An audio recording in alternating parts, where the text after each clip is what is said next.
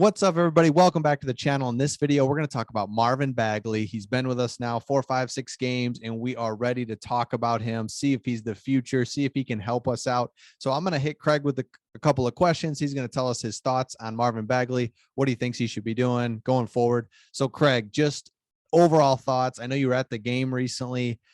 We've got a few games here. We were able to really check him out. Oh, and tell us about that, please. And Marvin Bagley this look thoughts. like Cade Cunningham? Does this?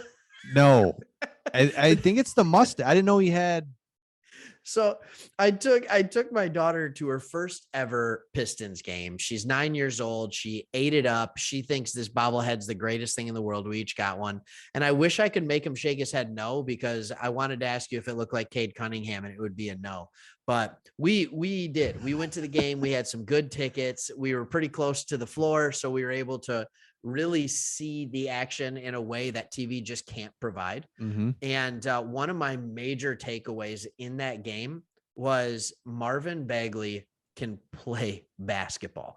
He's physically different than anyone we have on this team. At 6'11", 230 pounds, like, the guy can just do things that other people can't. He has the ability to score. He can defend the paint a little bit. It's not his specialty, but it doesn't matter who he's matched up against. He seems to be a mismatch. He's too quick for a traditional 5.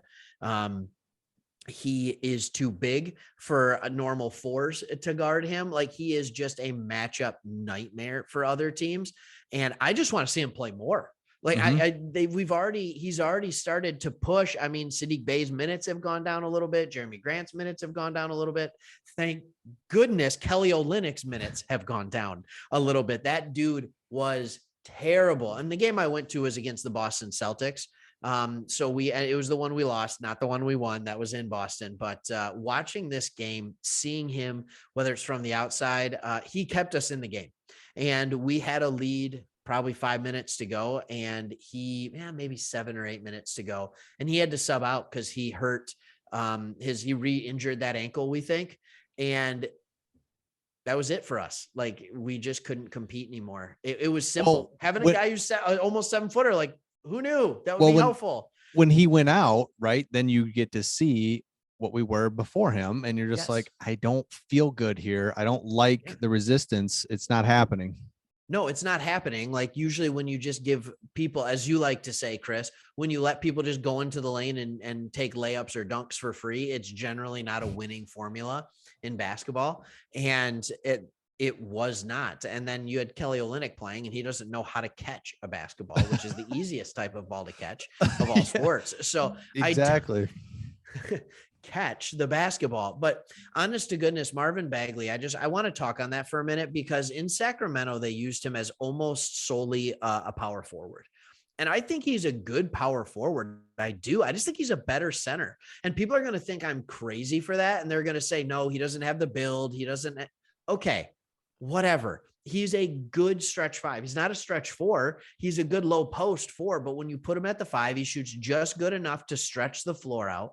He gets more athleticism on your team. He has the size to be a 5, and he's more disruptive in there than Kelly Olynyk. Like, if Kelly Olynyk is a 5, Marvin Bagley can be a 5. Right. That's all I'm saying. Like, that's all I'm saying. And my hope is, because Isaiah Stewart, by the way, with Bagley being here, it's up Ice Stew's game, or Beef Stew, because dude knows, like, if he's not playing well, he's going to lose minutes. Kelly Olynyk's already losing minutes. So I really like it. I like him at the 5. I just hope he doesn't play too well, so we can just pay him a normal amount of money instead of a ton of money. And when he was traded here, it was like, this is what it was like. Let's see. I know he's got the potential. He's got all this, but let's see. Yes. And so it's so cool to be like, hey, cool. And like you said, only problem is, he stays healthy. He plays really well. And people are like, yeah, he just needed to change the scenery. Let's go get him or whatever. But okay. I love it. And anything else you got on him other than he's just like excited to keep watching, seeing what he does, seeing if he plays more 5? Yeah, I think that, and then the whole team overall is just more fun to watch, because there's always someone on the floor that you're watching and wondering, how are they going to develop? What are they going to look like? You have Cade Cunningham, Marvin Bagley, or Killian Hayes on the floor at all times. Saddiq Bey, like, instead of these instead of these weird rotations that Dwayne Casey puts out there, when the 5 on the floor, it's like Corey Joseph and Rodney Magruder and, and you're just, and Kelly Olynyk, and you're just like, cool. what are we doing right now? Like, this isn't even a recipe to win, and it's boring and it's not producing anything. So I just thought watching them live, and being close to the floor, you start to see what they're trying to develop. They have good wing talent. Sadiq Bey is a big boy. Cade is bigger than you'd think. He's thicker than you think. We've got than he looks on TV. I know the weight says that he would be, but he actually is. It was funny because he was guarding Tatum a lot. And yeah, Tatum's an inch or two taller, maybe 3, but Cade's bigger. Like, he just is. And that was a good matchup for him. Cade played well. So I know this is a video on Bagley, but overall, just kind of the takeaways from being there. I wanted to do a video on it because I don't have the option or the ability to go to a ton of Pistons games. It was fun to watch in person. It was a great show at Little Caesars Arena. If you haven't been, you got to go, Yep. I mean, I'm talking to everybody out there, not just you, but like, yeah, go support the Pistons. It's a beautiful venue to go watch a game, and hopefully Marvin Bagley won't be injured that game. Yeah. So, and if you ever do go, just look up and think, what's the highest possible seat? You can kind of see the rows go up, and then they taper to like the number one highest seat. I've been there once, and that's where I sat. And, really? Yeah. And good for you. It was for hockey too. So okay, the puck, is only this big. I'm up in the clouds. I mean, I am up.